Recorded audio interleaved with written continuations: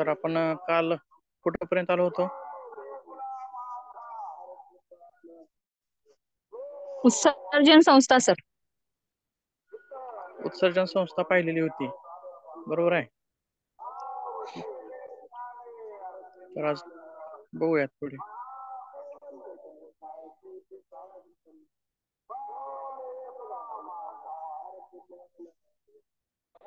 तर गेल्या तासामध्ये आपण पचन संस्था, श्वसन संस्था, रक्ताभिसरण संस्था, चेता संस्था आणि उत्सर्जन संस्था इथपर्यंत भाग आपण पाहिलेला होता. तर आजच्या तासात पुढील भाग म्हणजे प्रजनन संस्था, अस्थि संस्था आणि स्नायू संस्था याविषयी बघूयात. तर प्रजनन संस्था, तर ही जी संस्था आहे हिचं मुख्य कार्य म्हणजे प्रजनन करणे, बरोबर आहे. आणि या प्रजनन संस्थेमध्ये काय काय येतं ते आपण बघूयात.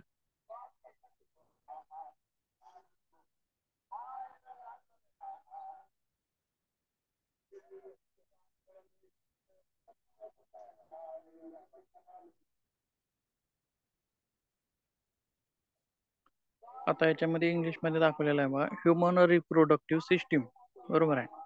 आणि ही रिप्रोडक्टिव्ह सिस्टीम जी आहे ती पुरुषाची वेगळी असते आणि स्त्रियांची वेगळी असते, बरोबर आहे.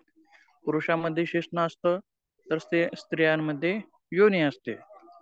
आणि ह्या उत्सर्जन संस्थेचं कार्य फक्त संततीला जन्म देणे असे नाही, तर वेगवेगळ्या गोष्टी यासोबतच मूत्रविसर्जन असेल, ह्या गोष्टी सुद्धा या संस्थेमार्फत केल्या जातात. तर याच्याशी निगडीत आपल्याला कोणते विकार सांगता येतील? स्त्री वंध्यत्व प्रजनन, सर. स्त्री प्रजननाशी निगडीत तर काय वंध्यत्व सर. हो, वंध्यत्व आहे. परत नंतर पीसीओडी पीसीओएस विकार असतात, आईचे विकार ते. पीसीओडी आहे, पीसीओएस आहे. तसेच आपले तुमचे एमसी चे प्रॉब्लेम्स असतील ते प्रॉब्लेम्स आहेत. एमसीच्या वेळी पोट दुखणं म्हणा किंवा रक्तस्राव जास्त होणं, कमी होणं असे प्रकार असतील. आणखीन काही असं सांगण्यात येतं की गर्भाशय छोटा आहे, हे पण सांगण्यात येतं. किंवा आणखीन काही विकार असतील तर हे कशाशी संबंधित विकार आहेत, तर स्त्री प्रजनन संस्थेशी निगडीत हे विकार आहेत, बरोबर आहे. तसंच पुरुषाची सुद्धा काही विकार आहेत प्रजनन संस्थेशी निगडीत. शुक्राणूंची कमतरता असणं, बरोबर आहे. तर याच्याशी निगडीत आपल्याला कोणता योगाभ्यास सांगता येईल किंवा या संस्थेवर योगा थेरपीचा वापर करता येईल का, लागू होईल का याच्यावरती, हो सर. यावरती सुद्धा आपल्याला लागू करता येते, बरोबर आहे. तर मग कोणता कोणता योगाभ्यास आपण सांगू शकाल याच्यामध्ये? भद्रासन आहे सर. मलासन भद्रा आहे. जे आहे ते स्त्रियांसाठी खूप लाभदायक आहे. तसेच ज्यावेळी स्त्री जन्माला घालते त्यावेळी सुद्धा ते भद्रासन तुम्हाला उपयोगी त्यावेळी सुद्धा ते भद्रासन उपयोगी ठरणार असतं. म्हणून हे आसन एक असं आहे बघा की गर्भावस्थेमध्ये सुद्धा हे आसन करता येऊ शकतं. गर्भावस्थेमध्ये सुद्धा आसनं देता येतात. कोणती कोणती देता येतात, तर त्यामध्ये भद्रासन एक येतं. आणि ज्याचा परिणाम ज्यावेळी स्त्री बाळाला जन्म घालते त्यावेळी त्याचा फायदा होणार असतो भद्रासनाचा. तसेच आणि तुमचं जे गर्भाशय आहे किंवा मूत्राशय आहे या दोन्ही वरती सुद्धा भद्रासनाचा परिणाम दिसून येतो. आणखीन काय सांगता येईल? मलासन सर. मलासन आहे. तसेच कंदरासन माहित आहे का तुम्हाला? हो सर. कंदरासन आहे, हे सुद्धा त्यालाच सेतुबंधनासन म्हणतात का सर? हो हो, तसं पण काही ठिकाणी तसं म्हणतात, काही ठिकाणी कंदरासन म्हणतात. आणि हे जे आसन आहे हे सुद्धा स्त्री प्रजनन संस्थेवरती खूप छान असं परिणाम करणार आहे. आणि त्यासोबत तुमचे MC चे जे रिलेटेड प्रॉब्लेम्स असतात त्यामध्ये सुद्धा हे आसन मदत करणार आहे. आणखीन काय सांगता येईल? सूर्यनमस्कार सर. सूर्यनमस्कार आहे. सूर्यनमस्कार तर सर्वांगीण व्यायाम आहे तो. सर्व संस्थेवर कार्य करणार आहे. परत प्राणायामामध्ये षटकर्मामध्ये कपालभाती. कपालभाती षटकर्मामध्ये सांगता येते आपल्याला. प्राणायामाचा अभ्यास कपालभाती ही सुद्धा आपलं मूत्राशय आणि गर्भाशय या दोन्हीवरती परिणाम करणारी आहे. आणि बंधामध्ये इथं कोणता बंध सांगता येईल आपल्याला? तर मूलबंध, उडियान बंध दोन्ही चांगले आहेत त्यासाठी. दोन्ही सांगता येतील. बरोबर आहे, छान. यामध्ये स्त्री प्रजनन संस्था असेल किंवा पुरुषाची प्रजनन संस्था असेल, या दोन्हीमध्ये सुद्धा मूलबंध आणि उड्डाणबंध हे दोन्ही त्या ठिकाणी खूप छान पद्धतीनं कार्य करणारे दिसून येतात. ही झाली आपली प्रजनन संस्था. बरोबर आहे. याच्याशी निगडीत विकार आणि याच्याशी निगडीत योगाभ्यास आपण या ठिकाणी पाहिलेला आहे. थोडक्यामध्ये पाहायचं आहे, पूर्ण डीप मध्ये या ठिकाणी नाही. आपण कशामध्ये बघतोय तर योगाची व्याप्ती जी आहे, शरीरातील वेगवेगळ्या संस्थेवर व्याप्त योगाची व्याप्ती बघतोय. तर त्याच्या पुढे काय आहे बघा, अस्थि संस्था. 1 नंबरचं जे चित्र आहे, हाडं दाखवलेली आहेत बघा. बरोबर आहे. तर अस्थि संस्थेमध्ये काय काय येतं सांगा बरं.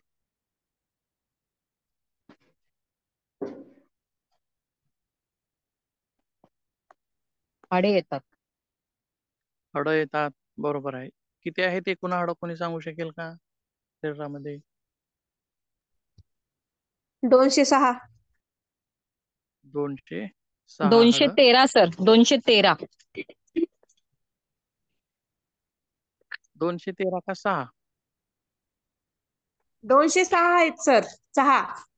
तर 213 होतात, कारण आपल्या कवटीच्या ठिकाणी असतात 8, चेहऱ्याच्या हम्म, ठिकाणी 14 असतात, हम्म. कानाच्या ठिकाणी 6 आहेत, घशातील हाड आहे, छातीचं हाड आहे, बरगड्या 24 आहेत, पाठीचे मणके 33 आहेत हो हो. आणि पायाची हाडं आहेत 62 आणि हाताचे हाड 64.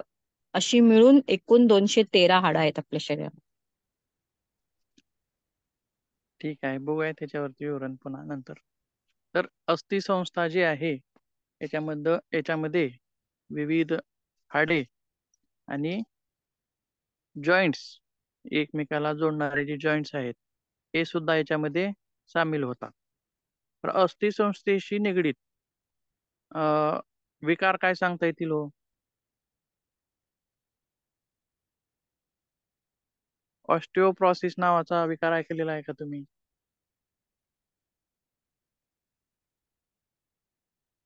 ऐकण्यात तरी आहे का? हो सर. ऑस्टिओप्रॉसिस म्हणजे त्याच्यामध्ये काय होतं, तर हाडांची घनता कमी होते. बरोबर आहे. हाड ठिसूळ व्हायला लागतात. आणि आता बघा, एक एक व्यक्ती असे असतात की वो थोडस जरी पडलं माणूस, तो व्यक्ती, तर त्याचं हाड मोडतं. असं का होत असेल? थोडासा चलत चलत जरी तो पडला तरी त्याचं हाड मोडतं, हाड मोडलेलं दिसून येतं, फ्रॅक्चर झालेलं दिसून येतं. असं का होत असेल?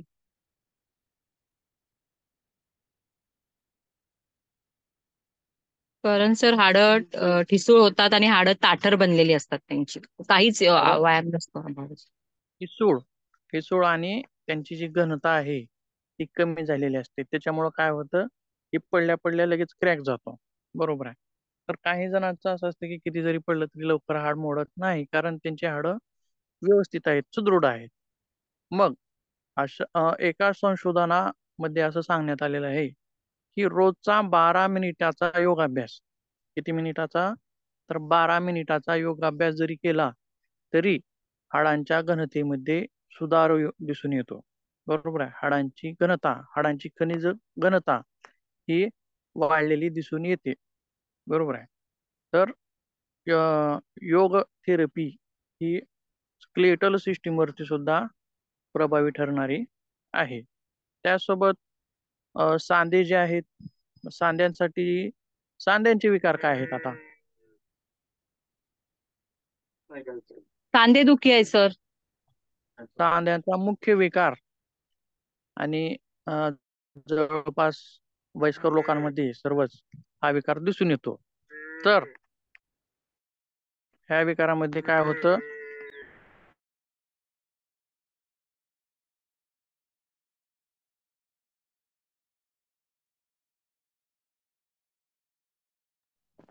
सांधे दुखणं हे या विकारामध्ये दिसून येतं.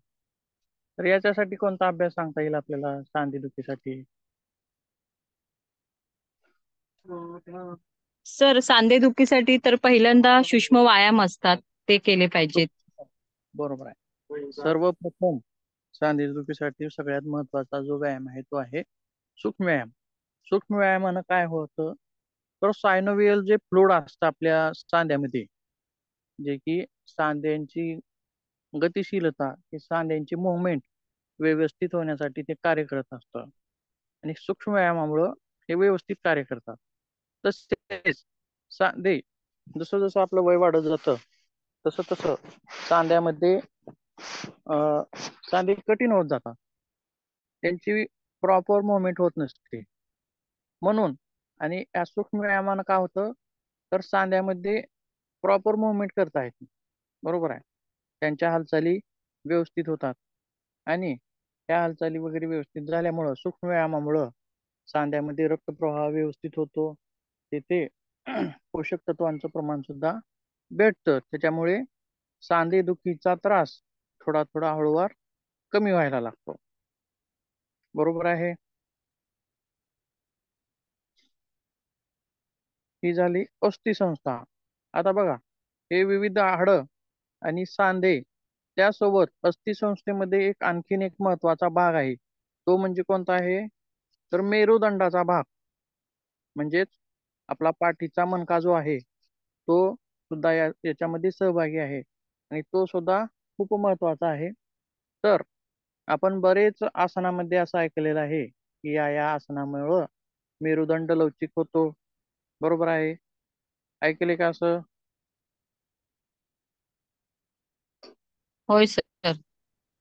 मेरुदंड लवचिक होतो, पाठीचा कणा मजबूत होतो. हम्म. बरोबर. म्हणजेच मेरुदंडावरती सुद्धा आसनांचा खूप असा छान प्रभाव दिसून येतो. मेरुदंडाचे विकार काय सांगता येतील तिथं? पाठदुखी आहे, कंबर पाठदुखी, दुखी, मणक्यामध्ये गॅप, हे सगळे विकार. हो, मणक्यामध्ये गॅप आहे. बरोबर आहे. हे असे जे विकार आहेत, मानेमध्ये गॅप म्हणजे मणक्यामध्येच मानेची वेगळी हाडं 7, 5 असं जर विभागणी आहे, हे त्याच्यामध्ये वेगवेगळ्या भागामध्ये गॅप असतील किंवा आणखीन एक विकार आहे मणक्यांचा, फ्लोरोसिस म्हणून, म्हणजे मणका थोडासा वाकडा असतो त्याच्यामध्ये. बरोबर आहे. तर मणक्याला जर सुदृढ ठेवायचं असेल, आता समजा गादी दबलेली आहे, आता गादी दबल्यामध्ये मुळं काय होतंय, पेन होतंय. बरोबर आहे. मग गोळ्या खाल्यास काय होणार आहे, पेन कमी होणार आहे. परंतु गादी ही तिच्या पूर्ववत जागेवर जाणार नाही किंवा तिच्यामध्ये फुगण्याची क्रिया होणार नाही. तर याच्यासाठी काय करावं लागेल, तुमची जी चकती आहे मणक्यामधील, दोन मणक्यामधील जी चकती असते ती दबलेली आहे, हे मुख्य कारण आहे, मूळ कारण आहे. याच्यामुळं पेन होतं. बरोबर आहे. मग मेडिसिन घेतल्यानंतर काय होतं, पेन कमी होतं, फक्त पेन रिलिव्हर्स कमी होतं. परंतु गादी परत त्या ठिकाणी जाते का, नाही. किंवा तिच्यामध्ये फुगण्याची क्रिया होते का, नाही. तर ही क्रिया कधी होईल, हिच्यासाठी काय करावं लागेल,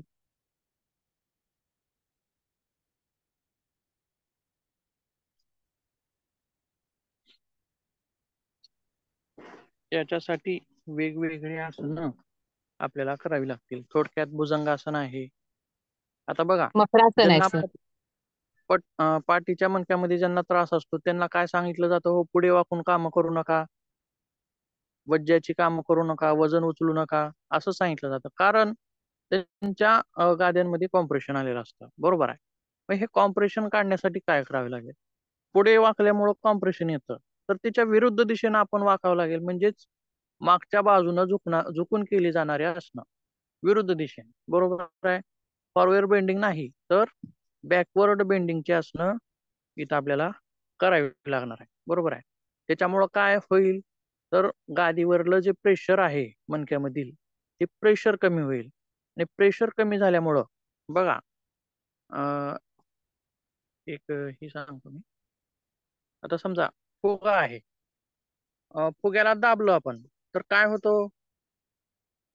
फुगा दबतो. बरोबर आहे. परंतु त्या फुग्यावरलं जर आपण प्रेशर काढलं, तर काय होतं? फुगा पूर्ववत येतो का? बरोबर आहे का? फुगा पूर्ववत येतो. प्रेशर काढलं की पूर्ववत येतो. म्हणजेच आपल्या मणक्यामधील गाद्यांचं सुद्धा तसंच आहे. प्रेशर आल्यामुळं त्या दबल्या जातात आणि मागे सरकतात. परंतु त्यांच्यावरलं जर प्रेशर काढलं, तर त्या गाद्या पूर्ववत येतात. पूर्ववत येतात आणि आपल्या पूर्वीच्या स्थितीला येतात. ही क्रिया कशामुळे घडून येते? गोळ्या खाल्ल्यामुळे घडते का? नाही. गोळ्या खाऊन फक्त पेन कमी होतं, दुखणं कमी होतं आणि कितपत कमी होतं? तात्पुरतं कमी होतं. परंतु मूळ विकार कुठं आहे? आणि मूळ विकार कशानं जाणार आहे? तर तो व्यायामामुळं, योगाभ्यासामुळं आपल्याला हा मूळ विकार काढून टाकायचा आहे. गादी जर पूर्ववत झाली, तर पेन पण आपोआपच कमी होणार आहे. त्याला पेन कमी करण्याच्या गोळ्या आपल्याला घ्याव्या लागणार नाही. म्हणजेच असं सांगता येईल, की अस्थिसंस्थेवरती सुद्धा योगाचा प्रभाव आपल्याला इथं दिसून येतो. त्याच्यामध्ये आपल्याला मेरुदंड दाखवलेला आहे बघा. एकूण किती मणके आहेत व आपल्या शरीरात? 33. एकूण 33 आहेत. बरोबर आहे. आणि हाडं आणि सांधे ते याच्यामध्ये स्केलेटल सिस्टीम मध्ये आपल्याला दाखवलेला आहे. पुढे जाऊया.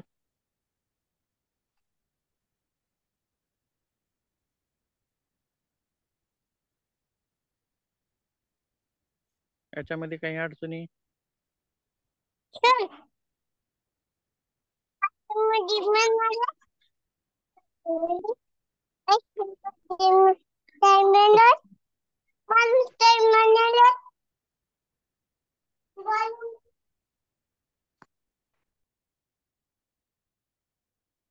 बघा, अस्थि संस्थेनंतरचा जो भाग आहे तो आहे स्नायू संस्था.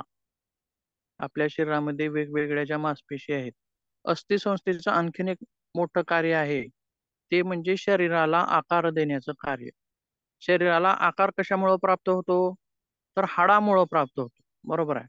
आपल्या शरीरात जर समजा हाडच नसती, नुसतं मांसच असतं, तर काय झालं असतं? शरीराला आकार प्राप्त झाला असता का? नाही. फक्त एक मांसाचा गोळा राहिला असता. परंतु आकार कोण देतं? तर अस्थिसंस्था देते. मग नुसतं हाडं असून चालतं का? त्याच्या हालचाली कशा मार्फत होतात? तर स्नायू संस्था जी आहे, या स्नायू संस्थेचं मुख्य जे कार्य आहे ते म्हणजे हालचाली घडवून आणणे. त्याचसोबत यांच्यामध्ये मुख्य क्रिया काय होते? तर आकुंचन आणि प्रसरण. क्विकली, जलद, पटकन आकुंचनही होतात आणि प्रसरणही पावतात. या क्रिया ह्या मासपेशींमध्ये दिसून येतात. बरोबर आहे. आणि त्यासोबत हालचाली घडवून आणण्याचं काम हे मासपेशी करत असतात. मग या मासपेशींवरती योगा थेरपी आपल्याला अप्लाय करता येईल का? परिणाम होईल का मासपेशींवरती? हो सर, स्नायूंची ताण स्थिती सुधारते योगाच्या अभ्यासातून. बरोबर आहे. ताण स्थिती ही स्नायूंची सुधारली जाते. आता बघूया एक परत एक इमेज दाखवतो.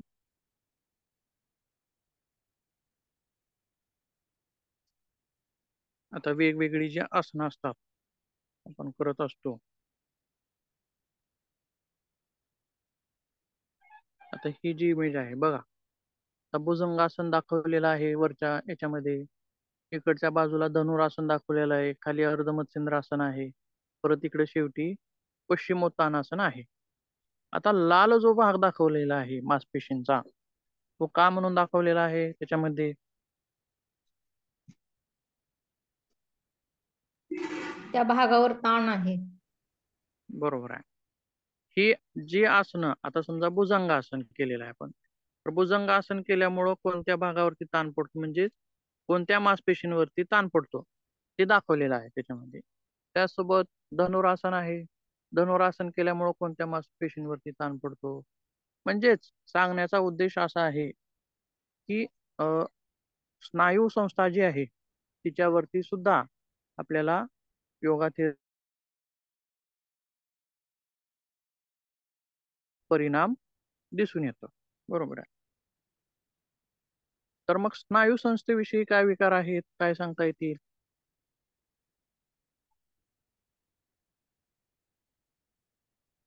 कोणी सांगू शकेल का?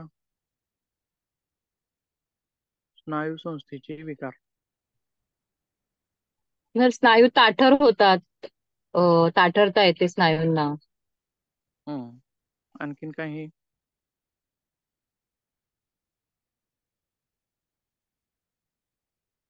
काय सांगता येईल का आणखीन? स्नायू कमकुवत होणे. बरोबर आहे.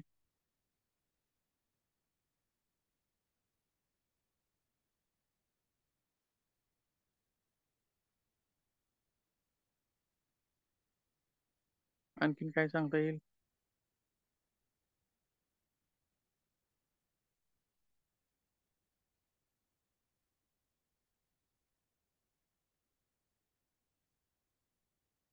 Muscular dystrophy. सायटिका तर सायटिका पण आहेत, त्याच्यातच येतं का? सायटिका त्याच्यामध्ये नाही येत. हं. मासपेशीचं तर दुखणं असतंच, परंतु एक नर्व असते ती आपल्या पायामधून गेलेली असते आणि त्या नर्व मध्ये कॉम्प्रेशन आल्यामुळं तिथं दुखणं चालू होतं, किंवा त्यासोबत तिथं टिंगलिंग सेन्सेशन्स म्हणजे म्हणजेच हे बघा, अशा पद्धतीची ही जी नर्व आहे, ही पायामध्ये, ह्या नर्व मध्ये जर कॉम्प्रेशन आलं, मासपेशी ताठर झाल्यामुळं इथं कॉम्प्रेशन येतं. बरोबर आहे. मग या नर्व मध्ये जर कॉम्प्रेशन झालं तर सायटिकेचा प्रॉब्लेम आपल्याला दिसून येतो. मग त्याचे लक्षणं काय आहेत, तर सायटिकेची लक्षणं काय सांगता आहेत माहित आहे का? तर एकच पाय तो दुखतो किंवा एका पायात वेदना होतात ना त्याच्या. हो, बरोबर. किंवा पाय जड पडतो, वागता येत नाही. चलताना मुंग्या येतात पायामध्ये. बरोबर आहे. असे वेगवेगळे त्याची लक्षणं आहेत. मग याचं कारण काय आहे, तर हिप्स मसल जे आहेत त्या ताठर झाल्यामुळं या नर्व मध्ये कॉम्प्रेशन येतं. मग या मसल्सना आपल्याला काय करावं लागेल, ढिलं करावं लागेल. बरोबर आहे. ढिलं कसं करता येईल, तर सूक्ष्म व्यायाम आहेत. बरोबर आहे.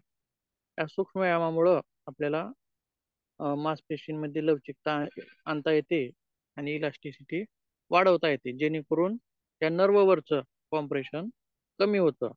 आणि थोडक्यातच कॉम्प्रेशन कमी झालं की नर्व व्यवस्थित काम करायला लागते आणि पाय जड पडणं म्हणा, पायामध्ये पेन म्हणा, किंवा पायामध्ये मुंग्या म्हणा, हे लक्षणं सुद्धा हळूहळू कमी व्हायला लागतात.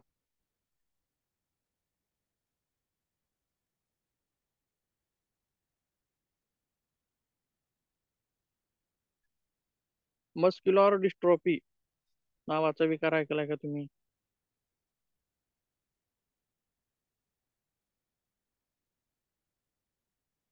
मस्क्युलर डिस्ट्रॉफी याच्यामध्ये काय होतं, तर स्नायू कमकुवत व्हायला लागतात. बघा, तरुण जो असतो त्याची स्नायू कसे असतात तो शरीराला एकदम चिटकून आणि त्याच्यामध्ये एक टोन असतो. परंतु तेच वयस्कर व्यक्तीमध्ये कसे असतात?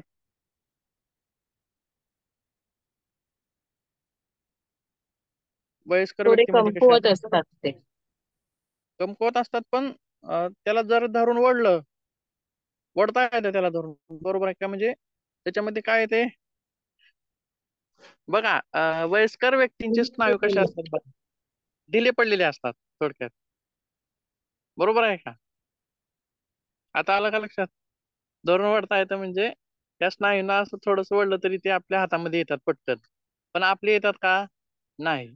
बरोबर आहे. मस्क्युलर डिस्ट्रॉफी म्हणजे त्यामध्ये काय होतं, तर स्नायू जे आहेत ते कमकुवत व्हायला लागतात. त्यांचा जो नॅचरल टोन आहे तो ते गमवायला लागतात. मग या मस्क्युलर डिस्ट्रॉफी मध्ये आपल्याला काय देता येईल व कोणता योगाभ्यास देता येईल?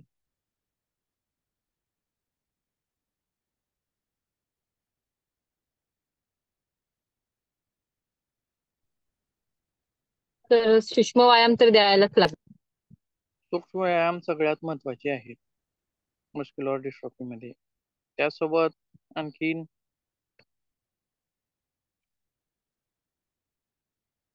आसनं, बरोबर आहे का? हो सर, जवळजवळ आसनं आसनं आणि सूर्यनमस्कार हे सुद्धा इथं परिणाम करणारे दिसून येते. ही झाली आपली स्नायू संस्था, बरोबर आहे. तर थोडक्यात असं सांगता येईल की योगा थेरपीचं सर्वच संस्थेवरती परिणाम आहे, म्हणजेच व्याप्ती आहे. त्यामध्ये काही अडचणी वगैरे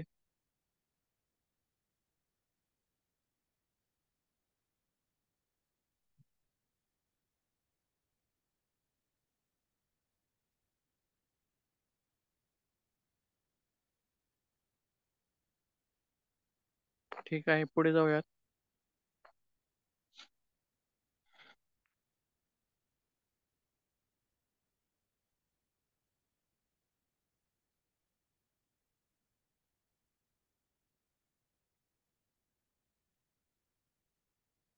आता हे जे फायदे बघितले आपण, हे कशाशी निगडीत होते? शरीराशी निगडीत होते, बरोबर आहे. आणि आता जे पाहिलेले विकार असतील किंवा वेगवेगळ्या संस्था असतील किंवा सप्तधातू असतील, रस रक्त मांस मेद असतील, हे सप्तधातू असतील, हे कशाचा भाग आहे? हा स्थूल शरीराचा भाग आहे, बरोबर आहे. पंचकोश माहित आहेत का तुम्हाला? हो सर. कोणते कोणते आहेत पंचकोश? अन्नमय कोश, प्राणमय कोश, विज्ञानमय अन्नमय, कोश. मनोमय, विज्ञानमय, बरोबर आहे. आणि अन्नमय शरीरालाच काय म्हटलं जातं आणखीन? कसलं शरीर म्हणतात? स्थूल. स्थूल शरीर म्हणतात, बरोबर आहे. खूप छान. तर स्थूल शरीर जे आहे, तर या स्थूल शरीरामध्ये काय काय भाग येतो स्थूल शरीराचा? आताच आपण पाहिले. सगळ्या संस्था या आता शिकलो त्या. बरोबर आहे. या स्थूल शरीरामध्ये सप्तधातुमय जे शरीर आहे ते शरीर स्थूल संस्थेमध्ये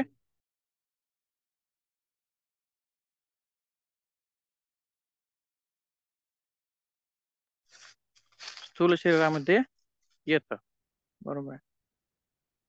तर स्थूल शरीराच्या पुढचं शरीर कोणतं आहे? सूक्ष्म. सूक्ष्म शरीर, बरोबर आहे. या सूक्ष्म शरीरामध्ये काय येतो? मन येतं सर. मन येतं, बरोबर आहे. आणि या सूक्ष्म शरीरावरती परिणाम, आता बघा, प्राणमय जे शरीर आहे ते प्राणमय शरीरामध्ये काय काय येतं? पंचप्राण येतात, बरोबर आहे. प्राण, अपान, व्यान, उदान आणि समान असे 5 प्राण हे प्राणमय शरीरामध्ये येतात.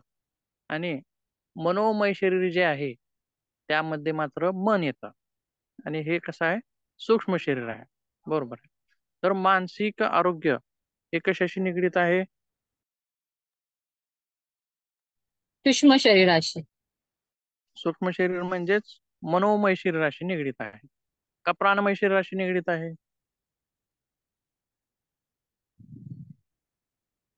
मनोमय शरीराशी निगडीत आहे. बरोबर आहे. पुढे बघूयात काय म्हणलेलं आहे. शारीरिक आरोग्य इथपर्यंत योगा थेरपी जातेच. त्याच्या पुढे जाऊन मानसिक आरोग्य यामध्ये काय काय सांगता येईल?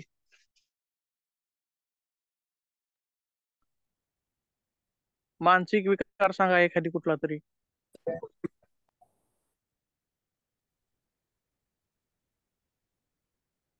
तर डिप्रेशन. बरोबर आहे. डिप्रेशन असेल, उदासीनता असेल, सॅडनेस.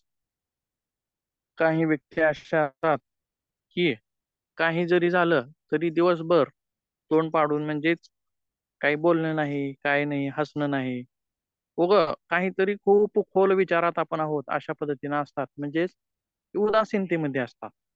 बरोबर आहे. किंवा आणखीन काय आहे, डिप्रेशन मध्ये असणारा व्यक्ती हसत नाही, त्याचं एक लक्षण आहे की डिप्रेशन मध्ये असलेल्या व्यक्तीला कसं ओळखायचं. तर ती व्यक्ती जर हसत नसेल तर तो डिप्रेशन मध्ये आहे असं डॉक्टर्स म्हणतात. मी नाही म्हणत, डॉक्टर्स म्हणतात.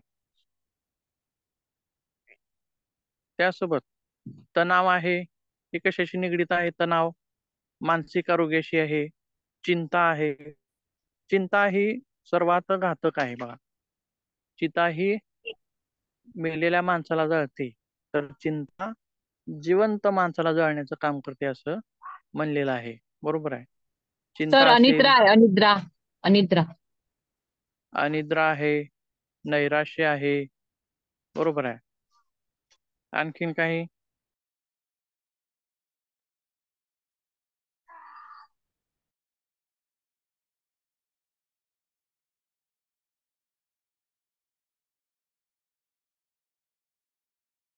सर हायपर टेन्शन पण येतं त्याच्यात. हायपर टेन्शन आहे.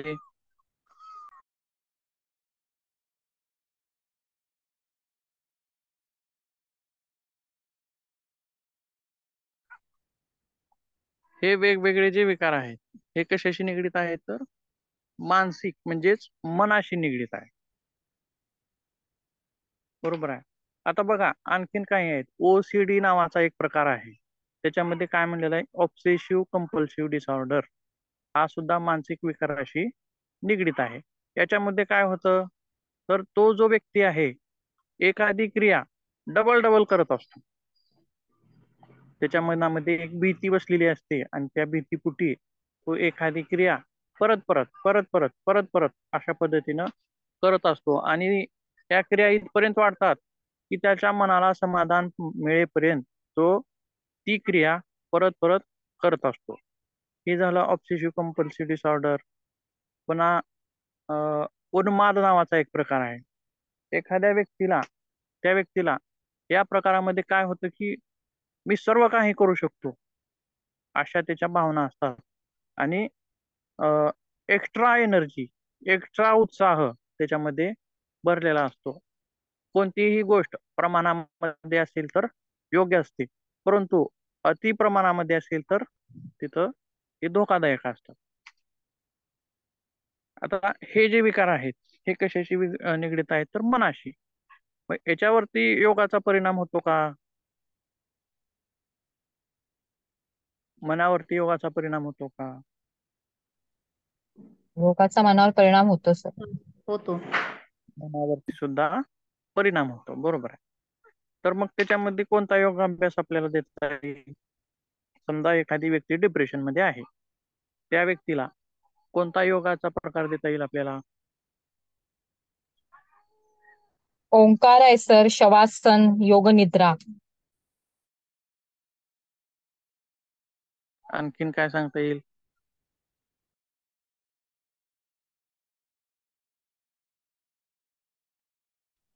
प्राणायाम पण आहे सर, भ्रामरी. बरोबर आहे. ओंकार आहे, भ्रामरी आहे. भ्रामरीचा सुद्धा मनावरती खूप असा परिणाम दिसून येतो. त्यासोबत प्राणायाम जे आहेत, प्राणायामाने सुद्धा मनावरती परिणाम होतो. काय म्हणले की प्राण स्थिर झाले तरच आपले मन स्थिर होतं, असं सुद्धा गिरंड संहितेमध्ये सांगितलेलं आहे. म्हणजेच योगाची व्याप्ती ही मानसिक आरोग्यावरती सुद्धा दिसून येते. त्यासोबत योग हा शारीरिक आणि मानसिक इथपर्यंतच थांबतो का? नाही, तर त्याच्या पुढे जाऊन आध्यात्मिक या पैलूवरती सुद्धा त्याचा परिणाम दिसून येतो. त्याच्यामध्ये काय आहे?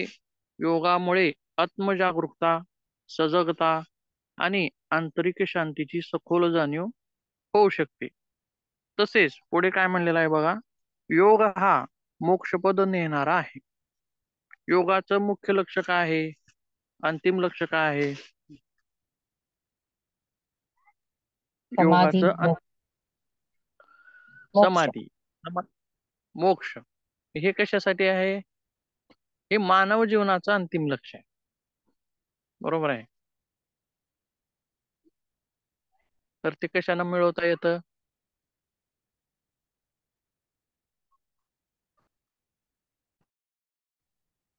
योगातून सर.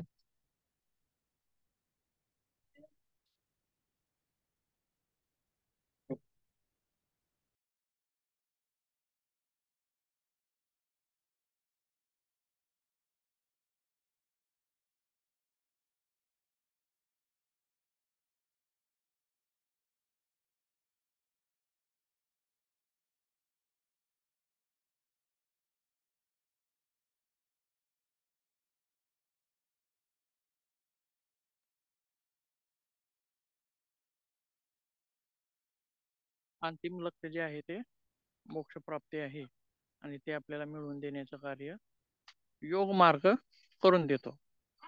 योगाचे आणखीन काय प्रकार आहेत? भक्ती योग आहे, ज्ञान कर्मयोग, योग, ज्ञानयोग. योग आहे, सांख्य योग आहे, अष्टांग योग आहे. बरोबर आहे. मंत्र योग आहे, लय योग आहे. मग आपण जो आता सध्या अभ्यासतोय तो कोणता योग आहे? अष्टांग. अष्टांग योग आहे. बरोबर आहे. आणि वेगवेगळे जे प्रकार आहेत योगाचे, लय योग, भक्ती योग, राजयोग, कर्मयोग, ह्या काय आहेत? तर मोक्षापर्यंत जाणाऱ्या वाटा आहेत. वेगवेगळ्या वाटा आहेत. आता आपल्याला लातूरला जायचं असेल तर लातूरला येणाऱ्या वेगवेगळ्या वाटा आहेत. परंतु तिकडल्या भागातील दुसऱ्या भागातील व्यक्ती त्याचीच वाट योग्य आहे असं म्हणतो आणि त्याला ती सुलभ असते. तसेच योग सुद्धा आपल्याला मोक्षापर्यंत घेऊन जाणारा एक मार्ग आहे, हा एक वाट आहे. म्हणजेच योगाची व्याप्ती ही शरीर मनापुरतीच नाही तर पुढे चालून अध्यात्मामध्ये सुद्धा तिचा प्रभाव दिसून येतो. पुढे काय आहे बघा, प्रतिबंधात्मक आरोग्य. याच्यामध्ये काय सांगितलंय? बऱ्याच उपचार पद्धती अशा आहेत ज्यामध्ये रोग झाल्यानंतरच उपचार करता येतात. आता बघा, ताप आल्यानंतर आपण काय करतो? पॅरासिटामॉलची गोळी घेतली, बरोबर आहे. पण ही पॅरासिटामॉलची गोळी ताप येण्यापूर्वी घेऊ शकतो का हो आपण? ताप येऊ नये आपल्याला म्हणून घेता येते का?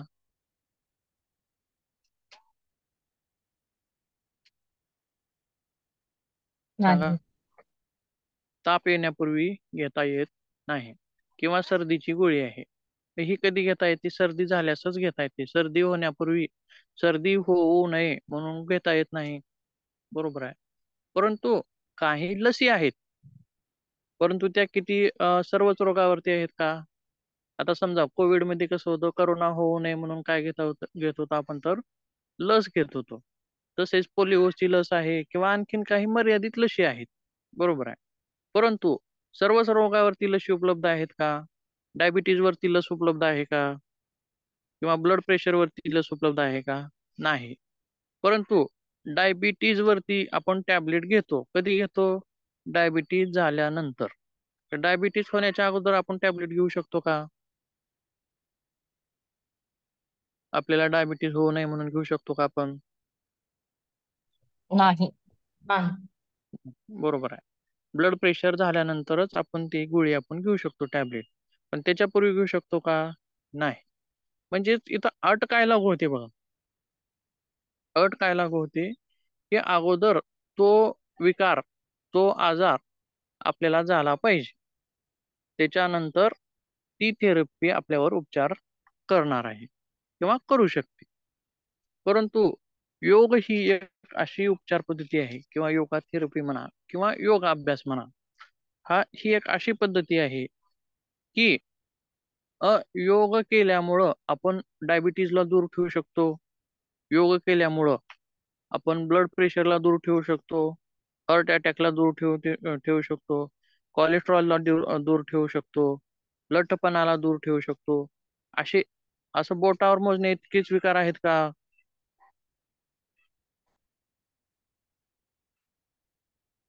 आणखीन काय विकार सांगता येतील? असे भरपूर विकार आहेत ज्यांना आपण थायरॉइड आहे. थायरॉइड असेल म्हणजे हार्मोनल सिस्टीम जे आहे, पिट्युटरी ग्लँड असेल, थायरॉइड असेल, इन्सुलिन असेल. आता बघा डायबिटीज का होते? तर यकृत व्यवस्थित काम करत नाही, इन्सुलिनचं प्रमाण सरवत नाही व्यवस्थित, त्यामुळं डायबिटीज होतो. परंतु योगाभ्यास केल्यामुळं ह्या सर्व गोष्टी, हे विकार आपण दूर ठेवू शकतो का नाही? हो. शकतो सर, कारण योग प्रतिबंधात्मक आहे, हो. उपचारात्मक हेच पण आहे. हा हेच इथं सांगायचं होतं मला की योग हा प्रतिबंधात्मक सुद्धा कार्य करतो आणि त्याच्या पुढे चलून उपचारात्मक पण कार्य करतो. दोन्ही वेळी याचं कार्य दिसून येतं. म्हणजेच ही एक सुद्धा योगाची एक व्याप्ती आहे. त्याचसोबत सांस्कृतिक वारसा जो आहे त्याच्यामध्ये काय सांगितलेलं आहे, योग प्राचीन परंपरामध्ये रुजलेला आहे आणि सांस्कृतिक वारसा जपण्यात योगदान देतो. म्हणजेच बघा, अं, आपल्या याच्यामध्ये काही आयुर्वेदिक औषधी होत्या. काही लोक आयुर्वेदिक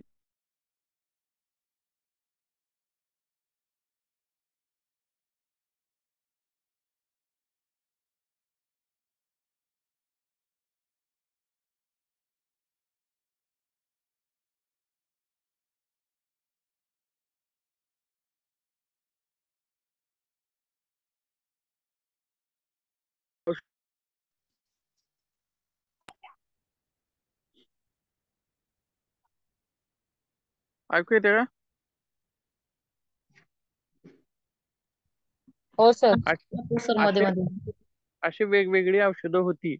परंतु त्या व्यक्तींचा मृत्यू झाल्यामुळे त्या औषधं सुद्धा लुप्त झाल्या. योग अभ्यास सुद्धा तसाच होता, बरोबर आहे. परंतु याच्यामुळं काय होईल, योगा थेरपीमुळं, तर योगाभ्यासाचं महत्त्व सर्वांनाच कळून येईल आणि आपला जो हा सांस्कृतिक वारसा आहे तो पुढे टिकून राहील, बरोबर आहे. त्याचसोबत बघा पुढे काय सांगितलेलं आहे, सर्वच वयोगटांसाठी योगाभ्यास आपल्याला लागू करता येतो. म्हणजेच आपण योगा कितवीच्या विद्यार्थ्यापासून शिकू शकतो? कमीत कमी किती वर्षानंतर शिकू शकतो? किती वर्ष त्या व्यक्तीला झाली पाहिजे कमीत कमी? 10 किंवा 12. 5 वर्षानंतर 8 आपण योगा, वर्षानंतर कुणी शिकू शकतो सर. हो, 5 वर्षानंतर सुद्धा सूक्ष्म व्यायामापासून आपण चालू करू शकतो, शिकू शकतो. प्राणायाम सुद्धा शिकू शकतो. आणि डायरेक्टच आता बघा, समजा गणित शिकवायचं आपल्याला, तर वजाबाकी असेल, बेरीज असेल, ते लगेच पहिलीच्या लेकराला शिकवतो का? नाही. त्याला चौथीला जावं लागतं, पाचवीला जावं लागतं, मग शिकवतो. पण पहिलीच्या लेकराला काय शिकवतो? उजळणी शिकवतो. तसंच योगामध्ये सुद्धा डायरेक्ट त्याला योगाभ्यासच शिकवायचा असतो का? नाही. तर प्रार्थना म्हणा, ओंकार म्हणा किंवा नैतिक मूल्य असतील ते म्हणा, आपण तिथं शिकू शकतो. म्हणजे तसंच वयस्कर व्यक्तींना सुद्धा आपण योग देऊ शकतो आणि प्रौढ व्यक्तींना सुद्धा देऊ शकतो. म्हणजे इथपर्यंत याची व्याप्ती आहे. त्यासोबत पुढे काय सांगितलेलं आहे, तर सर्व स्तरातील लोकांना शिकवता येतो. त्यामध्ये श्रीमंत असेल किंवा गरीब असेल. गरिबांना सुद्धा योग परवडणार आहे का? बघा, काही उपचार पद्धती अशा आहेत त्या फक्त श्रीमंतांनाच परवडू शकतात, गरिबांना परवडू शकत नाहीत. परंतु योग ही उपचार पद्धती अशी आहे की ती श्रीमंतांना पण परवडते आणि त्यासोबत गरीब लोकांना सुद्धा ती परवडणारी आहे. म्हणजेच सर्व स्तरातील लोकांना योगा थेरपी परवडू शकते. तसेच पुढे काय सांगितलेलं आहे, चिकित्सा पद्धती कोणतीही असो, शक्यतोवर म्हणजेच कोणताही रोगी असो, तो कुठली एखादी चिकित्सा पद्धती घेतोय, तो कुठपर्यंत घेतो? जोपर्यंत त्याची आर्थिक कुवत आहे तिथपर्यंत तो ती चिकित्सा पद्धती घेतो. परंतु त्याची आर्थिक क्षमता संपली, त्याच्यापासलं अर्थ संपलं, तर तो पुढे ती चिकित्सा पद्धती घेऊ शकत नाही. परंतु योगामध्ये तसं आहे का? नाही. आर्थिक कुवतीची गरज या ठिकाणी या रोग्याला त्रास देऊ शकत नाही. तसेच पुढे काय सांगितलेलं आहे, योगा थेरपी ही दुष्परिणाम रहित आहे आणि जर दुष्परिणाम असतीलच तर त्याचे नगण्य दुष्परिणाम आहेत, कमीत कमी दुष्परिणाम. असं होतं का हो, एखादी जर टॅबलेट घेतली तर तिचे लगेच साईड इफेक्ट दिसून येतात, परंतु एखादं जर आसन केलं तर त्याचे साईड इफेक्ट लगेच दिसून येतात का हो, किंवा साईड इफेक्ट दिसतात का? नाही. त्याचा फायदाच दिसून येईल, परंतु दुष्परिणाम तिथं दिसून येणार नाही. फक्त एखाद्या योग्य मार्गदर्शकाच्या खाली करणं, अनुभवानं करणं हे मात्र तिथं गरजेचं आहे. आणि अभ्यास सुरुवातीला सावकाश करत पुन्हा पुन्हा वाढवणं हे सुद्धा तिथं गरजेचं आहे. म्हणजेच आपल्याला तिथं दुष्परिणाम दिसून येणार नाही.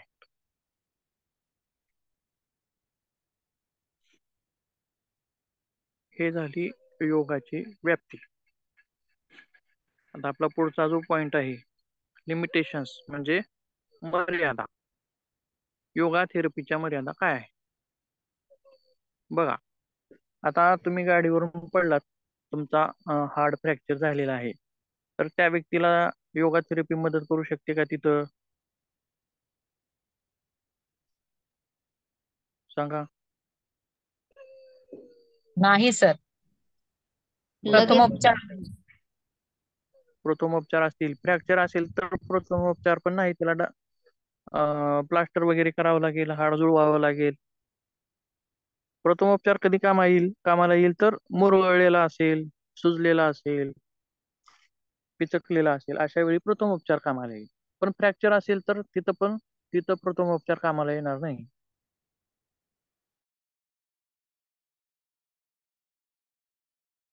इथं एक योगा थेरपीचा विकनेस आपल्याला सांगता येईल की एमर्जन्सीच्या काळामध्ये आपल्याला ही लागू करता येत नाही. तसेच पुढे चालून बघा, सर्वच रोगावरती लागू करता येत नाही. काही असे रोग आहेत बघा, कोणतीच थेरपी ही परिपूर्ण नाही. फिजिओथेरपी असेल किंवा ॲलोपॅथी असेल, निसर्गोपचार असतील किंवा आयुर्वेद असेल किंवा काही आणखीन असेल, कोणत्याही थेरपी असतील किंवा कोणत्याही चिकित्सा पद्धती असतील, त्या चिकित्सा पद्धतीमध्ये कोणतीच चिकित्सा पद्धती ही परिपूर्ण नाही. प्रत्येक चिकित्सा पद्धतीमध्ये काही ना काही त्रुटी आहेत. तर काही रोगांमध्ये आपल्याला ॲलोपॅथीचा आधार घ्यावा लागेल, काही रोगांमध्ये आयुर्वेदाचा आधार घ्यावा लागेल, तर काही रोगांमध्ये आपल्याला योगाचा आधार घ्यावा लागेल. बरोबर आहे. अशा सर्वच उपचार पद्धतींचा जो जो भाग आपल्याला घेता येईल तो भाग घेऊन तो विकार आपल्याला दूर करता आला पाहिजे. बघा, एमर्जन्सीच्या काळामध्ये आयुर्वेद सुद्धा तितकंसं उपयोगी ठरत नाही, किंवा एखादं जर सर्जरी असेल तर तिथं ॲलोपॅथीच काम करते. ॲलोपॅथीद्वारेच आपण सर्जरी करत असतो. तसेच पुढे चलून बघा काय सांगितले, योगाचे अपूर्ण ज्ञान हे धोकादायक होऊ शकते. बरोबर आहे का?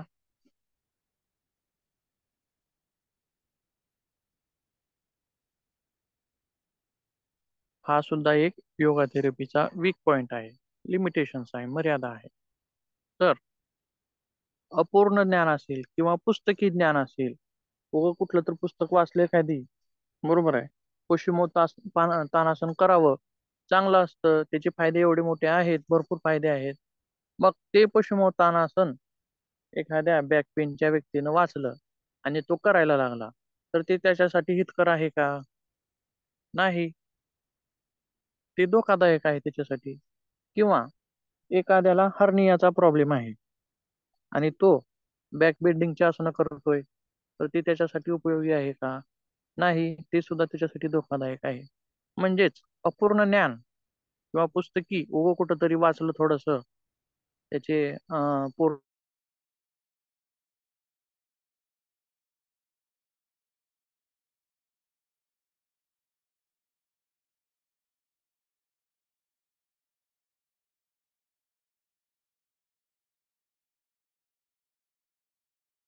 माहिती.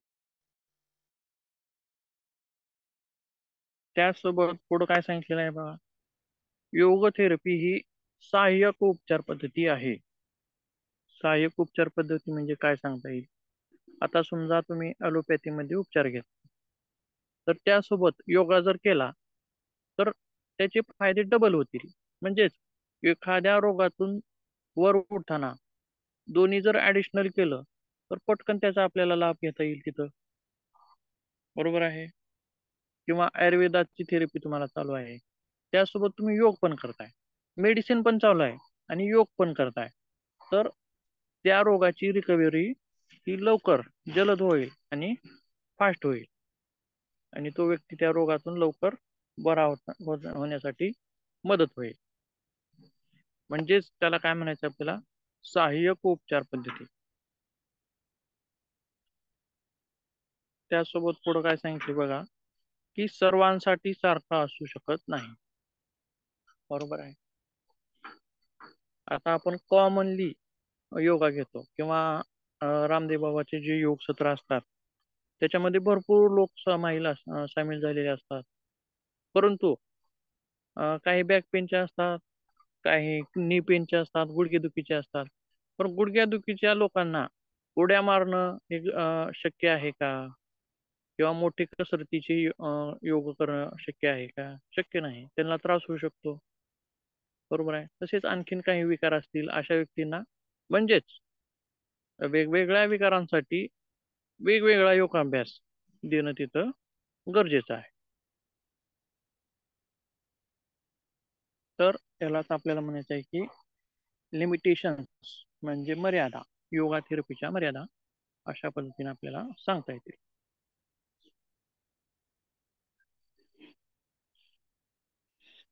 काही अडचणी वगैरे?